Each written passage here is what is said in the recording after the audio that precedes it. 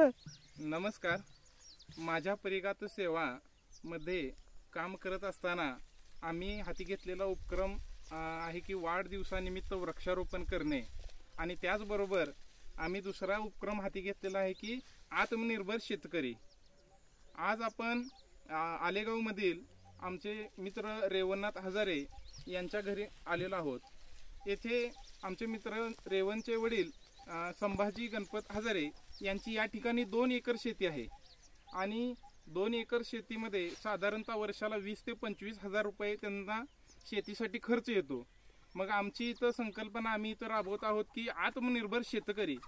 आत्मनिर्भर शेतकरी म्हणजे आम्ही आज या ठिकाणी 5 चिंचेची रोपे लावलेली आहे आणि या 5 चिंचाच्या रोपामधून 7 ते 8 वर्षांनी त्यांना असं कमीत कमी एक झाड 2000चं उत्पन्न देईल. म्हणजे 5 झाडं कमीत कमी 10,000चं तर उत्पन्न यांना देईल आणि शेतकऱ्याला शेतीच्या खर्चासाठी ह्या चिंचेच्या झाडातून शेतीच्या खर्चासाठी मदत होईल अशी आपली आत्मनिर्भर शेतकरी ही संकल्पना आहे. आणि या संकल्पनेसाठी आज आम्ही या ठिकाणी 5 चिंचेच्या झाडाचं वृक्षारोपण केलेलं आहे. धन्यवाद.